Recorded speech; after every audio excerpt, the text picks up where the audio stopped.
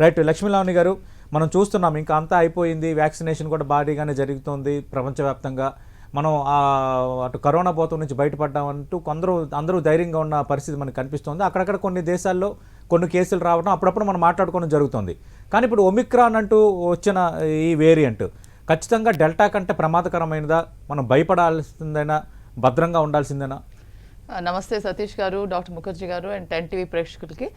So ఇది ఈ B11529 అనేది మిడ్ నవంబర్లో తెలుసుకున్నారు. బాట్స్వానాలో ఫస్ట్ కేసు, ఆ తర్వాత దాదాపు 100 కేసెస్ సౌత్ ఆఫ్రికాలో.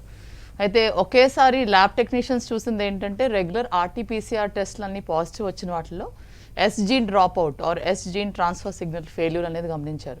ల్యాబ్ టెక్నీషియన్స్ ఈ విషయం గమనించిన వెంటనే అక్కడ ఉన్న వైరాలజిస్ట్కి రిపోర్ట్ చేశారు. రిపోర్ట్ చేస్తే దానికి జీనోమిక్ సీక్వెన్సింగ్ చేసి, అంటే జీనో టైపింగ్లోనే బయటపడిందా ఇదేదో కొత్తగా ఉందని చూస్తే ఏకంగా 32 స్పైక్ మ్యూటేషన్స్ రావటం. ఈ స్పైక్ మ్యూటేషన్స్ అంటే ఏదైతే బాడీ సర్ఫేస్కి అటాచ్ అవుతాయో ఆర్ యాంటీబాడీస్ కూడా ఈ పర్టికులర్ మ్యూటేషన్స్ ద్వారా యాంటీబాడీస్ న్యూట్రలైజ్ చేస్తాయో, మనకి వచ్చిన కొత్త వైరస్ని ఇమ్యూనిటీ ఫేస్ చేస్తాయో వాటిల్లో మార్పులు చెందినట్టుగా తెలుసుకున్నారు. సో 32 స్పైక్ మ్యూటేషన్స్ ఒకటే వెరైటీలో కొత్తగా వచ్చిన దాంట్లో తెలుసుకోవడంతో ఆ శాంపిల్స్ మళ్ళీ లండన్ ఇంపీరియల్ కాలేజ్ కూడా పంపించి అక్కడ కూడా కన్ఫర్మేషన్ తీసుకున్నాక ప్రపంచవ్యాప్తిగా జిసాడ్కి ఇన్ఫార్మ్ చేసి WHO ద్వారా ఒమైక్రాన్ అనే పేరు పెట్టారు. ఈ ఒమైక్రాన్ అనే పేరు పెట్టడమే కాకుండా variant of interest or variant of concern అని నిర్ధారించారు. ఎందుకని అంటే ఈ కొత్తగా ఇన్ని హెవీలీ మ్యూటేటెడ్ వేరియంట్ అవ్వటం, ఎస్పెషలీ స్పైక్ ప్రోటీన్ మీద కొన్ని ప్రత్యేకమైన మ్యూటేషన్స్ రావడంతో దీని ట్రాన్స్మిసిబిలిటీ కొంచెం పెరుగుతుంది. అంటే వ్యాప్తి చెందే కొంచెం పెరగచ్చు, తీవ్రత కూడా పెరుగుతుందని.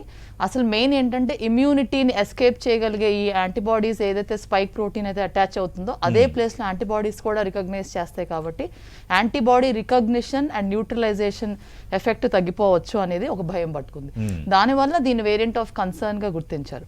అయితే సౌత్ ఆఫ్రికా నుంచి ట్రావెల్ బ్యాన్ చేయటం ఒకటి, సెకండ్ డోస్ తీసుకోవాలి, థర్డ్ డోస్కి బూస్టర్కి రెడీ చేయాలనేది ఒకటి, మళ్ళీ జీనోమిక్ సీక్వెన్సింగ్ పూర్తి చేయాలని ఇది ప్రపంచవ్యాప్తిగా ఇది ఒక ప్యానిక్ స్టార్ట్ చేశారు. ఇది ప్యానిక్కే కానీ చెప్పాలంటే దీని తీవ్రత అంతగా ఎక్కువగా ఉందా అనేది ఇంకా పూర్తిగా మనకి ఖాయంగా ఇన్ఫర్మేషన్ లేదు. సౌత్ ఆఫ్రికా నుంచి ట్రీటింగ్ డాక్టర్స్ ఎపిసెంటర్లో ఎవరైతే కూర్చొని ట్రీట్ చేస్తున్నారో వాళ్ళు చెప్పిన దాని ప్రకారంగా దీని సిమ్టమ్స్ మాత్రం మైల్డ్గానే ఉన్నట్టుగా, అంత తీవ్రతగా లేనట్టుగా, ఆక్సిజన్ రిక్వైర్మెంట్ కానీ ఐసీయూలో కేసెస్ పెరగటం కానీ లేదంట. కానీ హాస్పిటలైజేషన్స్ మాత్రం 200% పెరిగినాయి. ఎక్కడైతే 20 హాస్పిటలైజేషన్స్ ఉన్నాయో ఒక వారం రోజులనే ఈ 20 అలా 200 హాస్పిటలైజేషన్స్ అయినాయి. ఎందుకంటే డెఫినెట్గా కేసెస్ పెరుగుతున్నాయి. టెస్ట్ పాజిటివిటీ రేటు గత వారంలో 4.5 ఉన్నది, 5 days క్రితం 10.5 అయింది. ఇప్పుడు నిన్న లేటెస్ట్గా 16.7 test positivity rate South Africa Gauteng ప్రావిన్స్లో ఖాయం చేశారు. అంటే కేసెస్ పెరుగుతున్నాయి. ఒక కేసు అలా 10 కేసెస్, 10 కేసెస్ అలా 100 కేసెస్ అవుతున్నాయి. సో 10% వేగంగా మనం ముందుకెళ్తున్నారు వాళ్ళు. దీంతో హాస్పిటలైజేషన్స్ కూడా పెరిగినాయి. 20% నుంచి 20 హాస్పిటలైజేషన్స్ నుంచి 200కి పెరగడంతో 200% హాస్పిటలైజేషన్ పెరిగిందని అంటున్నారు. కానీ వీళ్ళంతా తీవ్రంగా సిక్ అయ్యారంటే ఆక్సిజన్ రిక్వైర్మెంట్ 2.5 times పెరిగింది అంటున్నారు. కానీ ఐసీయూ అడ్మిషన్స్ కానీ మరణ సంఖ్య కానీ ఏం పెరగలేదు అంటున్నారు. సిమ్టమ్స్ కూడా మైల్డ్గా ఉంటున్నాయి అంటున్నారు. చాలా ఎక్స్ట్రీమ్ ఫెటీగ్ అంటే చాలా నీరసం రావటం, ఆ తర్వాత తలనొప్పి, మెన్నరాల నొప్పులు, ఒళ్ళు నొప్పులు ఉంటున్నాయి. లైట్గా ఫీవర్ ఉంటుంది కానీ టేస్ట్ పోవటం అనేది కానీ, ఊపిరితిత్తులకి ఎక్కువగా ఎఫెక్ట్ అయ్యి ఊపిరి పీల్చుకోలేని తనం, కాఫ్ కానీ, ఫ్లెమ్ కానీ, ఆక్సిజన్ రిక్వైర్మెంట్ వాటిలో చూసిన లక్షణాలు ఏమీ లేవు. సో అదొక గుడ్ వార్త, మంచి వార్త అని చెప్పుకోవచ్చు. అది అక్కడ నుంచి వచ్చిన ఫుటేజెస్ ద్వారా నేను అక్కడ ట్రీటింగ్ డాక్టర్స్ ద్వారా చెప్తున్నాను. అయితే ప్రపంచవ్యాప్తిగా ఈ సౌత్ ఆఫ్రికా నుంచే పాకిందని అంటున్నారు కొందరు. ఫైండ్ అవుట్ చేసిన సౌత్ ఆఫ్రికన్ డాక్టర్స్, వైరాలజిస్ట్ జిసాడ్కి రిపోర్ట్ చేయటం చాలా అదృష్టమైన పని. వాళ్ళు చాలా వేగంగా, చాలా తెలివిగా, చాలా స్వచ్ఛందంగా యాక్ట్ చేయటం వలన ప్రపంచానికి ఈ వేరియంట్ గురించి తెలిసింది. కానీ ఈ వేరియంట్ ఆల్రెడీ ఐస్లాండ్ లో ఉందంట, కొన్ని చోట్ల US లో, UK లో కమ్యూనిటీ ట్రాన్స్మిషన్ ద్వారా, ఇంకా నెదర్లాండ్స్ లో అయితే చాలా ముందు నుంచే ఉండొచ్చు అనుకుంటున్నారు. సో సౌత్ ఆఫ్రికా నుంచి యూరప్ ట్రావెల్ చేసే ట్రావెలర్స్ ద్వారా కానీ, యూరప్ నుంచి సౌత్ ఆఫ్రికాకి ట్రావెల్ చేసిన ట్రావెలర్స్ ద్వారా కానీ, అటు ఇటుగా ఎక్కడో కానీ ఆరిజిన్ ఏంటో మనకి ఇంకా తెలీదు. సౌత్ ఆఫ్రికన్ వేరియంట్ అని అంటాం కూడా తప్పు అవుతుందేమో. కానీ అన్ని దేశాలు ఇప్పుడు ఆల్మోస్ట్ 35 కంట్రీస్లో ఉంది. నిన్న లేటెస్ట్ ఎర్లీ మార్నింగ్ అప్డేట్ ప్రకారంగా ఆల్మోస్ట్ 500 కేసెస్ అబౌవ్ రిపోర్ట్ అయిపోయినాయి. సో మనం ఎవరికి వాళ్ళమే వ్యక్తిగతంగా జాగ్రత్త పడాలి, పానిక్ చెందేది ఏం లేదు. కానీ ఈ వేరియంట్ తప్పకుండా ఒక కొత్త వేరియంట్. ఇటువంటి కొత్త వేరియంట్ ఎగ్జిట్ కి దారి తీస్తాయా అంటే టూ మెనీ మ్యూటేషన్స్ ఉన్నప్పుడు ఏమవుతుందంటే survival of the variant and spread of the variant in the long run తగ్గుతుందని కొన్ని థియరీస్ ఉన్నాయి. సో తీవ్రత కూడా తక్కువగా ఉంటుందని కొన్ని థియరీస్ ఉన్నాయి. మనం చేయాల్సింది ఏంటంటే ఇవాళ న్యూస్ పేపర్లో చూసాను, ఇంకా 25 lakh second dose registrations cancel అయినాయి అంట తెలంగాణలో. సో మనం ఎవరైతే సెకండ్ డోస్ తీసుకోలేదో అది మిస్ కొట్టకుండా జాగ్రత్తగా సెకండ్ డోస్ తీసుకోవాలి.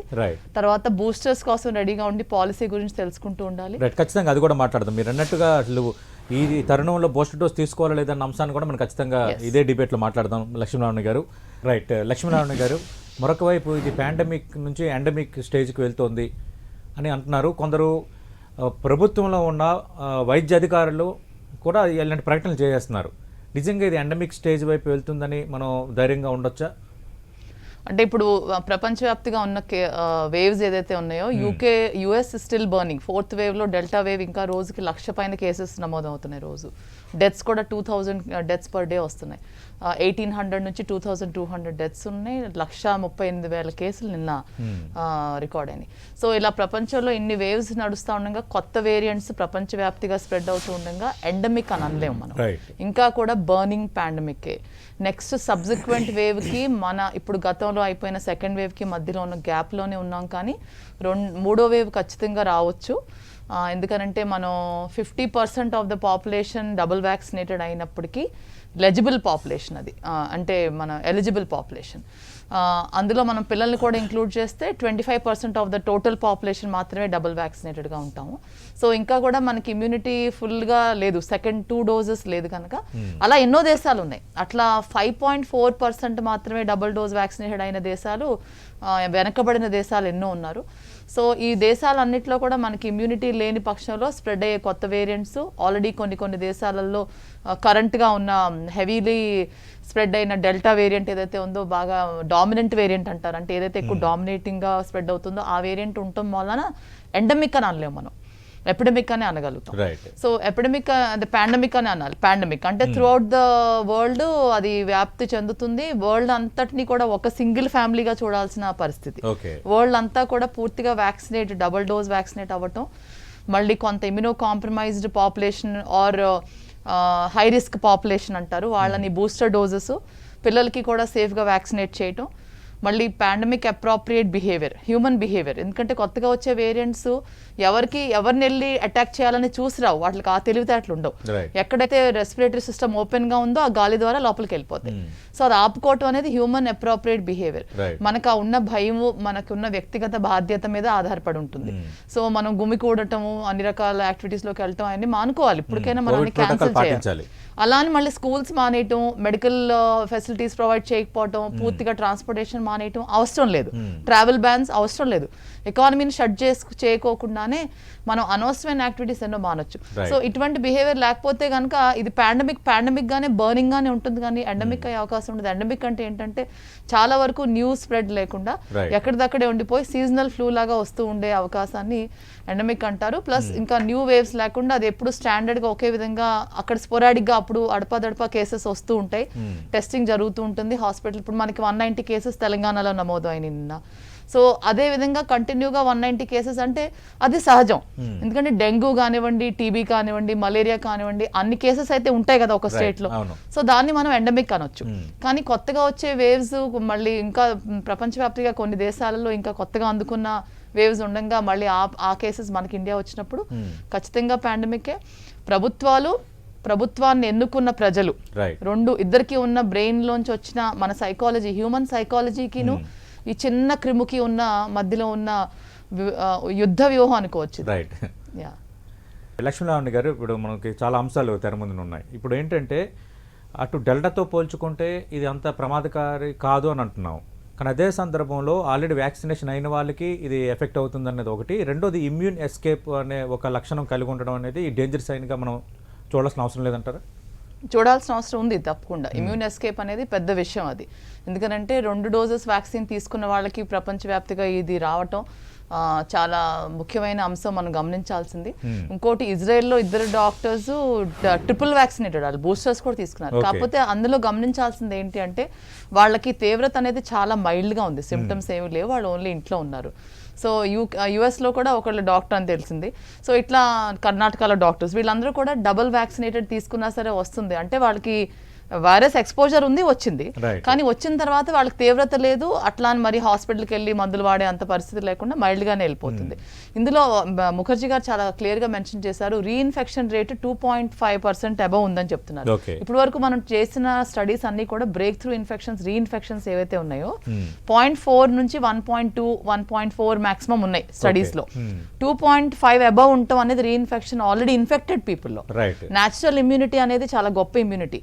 ఒక డోసు వ్యాక్సిన్ తీసుకుని న్యాచురల్గా ఇన్ఫెక్ట్ అయిన వాళ్ళకు ఉన్న యాంటీబాడీస్ 2 డోసెస్ వ్యాక్సిన్ తీసుకుని ఇన్ఫెక్షన్ లేకుండా ఉన్న వాళ్ళకి కంటే కూడా ఎక్కువ ఇమ్యూనిటీ ఏర్పడుతుంది అనమాట. అంటే ఒకసారి కోవిడ్ పాజిటివ్ వచ్చి ఆ బాధపడిన పేషెంట్కి ఒక వ్యాక్సిన్ తీసుకున్న వాళ్ళకి ఉన్న యాంటీబాడీస్ ఏదైతే ఉన్నాయో అది 2 వ్యాక్సిన్స్ తీసుకుని కోవిడ్ రాని వాళ్ళకంటే గొప్పగా ఉంటాయి అనమాట. అటువంటి యాంటీబాడీస్ ఉన్న పక్షంలో కూడా ఈ వైరస్ పాజిటివ్ రాగలదు, ఒమైక్రాన్ అనేది. సో రీఇన్ఫెక్షన్ రేట్ ఎక్కువ ఉండటం, వ్యాక్సిన్ ఎస్కేప్ అవటం చాలా దారుణమైన పరిస్థితి. అందుకనే వేరియంట్ ఆఫ్ కన్సర్న్ గా ఉంది. అందుకనే ప్రపంచవ్యాప్తిగా ఇది మళ్ళీ ఇంకో headline of the news, breaking news అయింది. అందుకనే మనం అందరం అప్రమత్తంగా జాగ్రత్త పడాల్సింది. కానీ ఇందులో ఒక అపరార్థం కానీ చేసుకోకూడని విషయం ఏంటి అంటే ఇది వ్యాక్సిన్ ఎస్కేప్ అయ్యే వైరస్ అయితే గనక మేము వ్యాక్సిన్ తీసుకుని ఉపయోగం ఏముందని కొందరు పేషెంట్స్ కూడా అడుగుతారు. అది చాలా రాంగ్ డైరెక్షన్ లో ఆలోచన. ఎంత వ్యాక్సినేషన్ తీసుకున్నాము అయినప్పటికీ కూడా ఇంకా మాకు ఎఫెక్ట్ అయితే ఇంకా వ్యాక్సిన్ తీసుకోవడం వల్ల లాభం ఏంటి? ఇప్పుడు ఉన్నది ఎగ్జాక్ట్లీ దానికి ఆన్సర్ చెప్పాలంటే ఇప్పుడు ఉన్న డామినెంట్ వేరియంట్ ఏదైతే ఉందో ఒమైక్రాన్ కాదు, కొత్త వేరియంట్ ఒమైక్రాన్. డామినెంట్ వేరియంట్ అన్ని దేశాల్లో డెల్టా గానీ ఇతర వేరియంట్స్ కానీ. సో డామినెంట్ వేరియంట్ కి అగేన్స్ట్ గా వ్యాక్సిన్స్ పనిచేస్తాయనే నిర్ణయం అయితే మనం క్లియర్ కదా, అది మనం పూర్తిగా ప్రూవ్ చేసుకున్నాం. డెల్టా వేరియంట్ కి అగేన్స్ట్ గా ఒక 4-5% at the most 10% efficacy of the vaccines పడిపోయి ఉండొచ్చు. కానీ ఈ దేశాలలో మళ్ళీ బూస్టర్ డోసెస్ రిక్వైర్డ్ గా తీసుకుంటున్నారు కనుక మళ్ళీ ఇమ్యూనిటీని పెంచుకుంటున్నారు. సో ఈ అగ్రదేశాలలో బూస్టర్ డోస్ ఉన్నా సరే అక్కడ డామినెంట్ వేరియంట్ డెల్టా వేరియంట్ అయింది. సెకండ్ వేవ్ కూడా మనకి డెల్టానే అయింది. ఇప్పుడు కూడా ఎక్కువగా వ్యాప్తి డెల్టానే ఉండొచ్చు. ఇప్పుడు ఉన్న ప్రస్తుతం కేసెస్ అన్ని మళ్ళీ డెల్టానే. సో ఈ డెల్టాకి అగేన్స్ట్ గా అయితే వ్యాక్సిన్స్ పనిచేస్తాయి డెఫినెట్ గా. ఒమైక్రాన్ కి అగేన్స్ట్ గా కూడా పనిచేస్తాయని అనుకుంటున్నాం. ఇప్పుడున్న 300 కేసెస్ కి మనకు వచ్చింది ఏంటంటే అందరూ కూడా వ్యాక్సినేటెడ్ వాళ్ళు మైల్డ్ ఇన్ఫెక్షన్స్ అని, వ్యాక్సినేటెడ్ కాని వాళ్ళు తీవ్రతగా హాస్పిటల్లో అడ్మిట్ అవుతున్నారేమో. ఇంకా మనకి క్లారిటీ 2 వారాల్లో వస్తుంది. కానీ వ్యాక్సిన్ ఉన్న ఒక ఆయుధాన్ని మనం ఈ ఆయుధం పనిచేయకపోతే ఎట్లా పక్కన పెట్టేద్దాం అని అనుకుంటామా? ఒక రాక్షసుడితో మనం ఫైటింగ్ చేస్తున్నప్పుడు మనకున్న అన్ని ఆయుధాలు వాడుకుంటాం.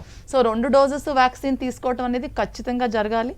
ప్రజలు ఎటువంటి అపోహలు చెంది పరార్థంలోకి వెళ్ళకూడదు, అంటే వేరే రకంగా చెడు ఆలోచన వ్యాక్సిన్స్ పనిచేయనప్పుడు తీసుకోవటం ఎందుకు అనే ఒక డిబేట్ ని కొనసాగించకూడదు, మిస్ఇన్ఫర్మేషన్ స్ప్రెడ్ చేయకూడదు. అది మళ్ళీ ఇంకోటి ఏంటంటే ఎలిజిబుల్ పాపులేషన్ అందరూ కూడా. ఎందుకంటే మన ఇప్పుడు మీరు ఇందాక అడిగిన క్వశ్చన్ కి ఒక ఆన్సర్ ముఖర్జీ గారు చెప్పారు, కానీ నేను ఇంకోసారి వివరిద్దాం అనుకుంటున్నాను. 2 డోసెస్ తీసుకుని కూడా సంవత్సరం దాదాపు దగ్గర పడిన వాళ్ళు చాలా మంది ఉన్నారు. జనవరి 16th స్టార్ట్ చేసాం.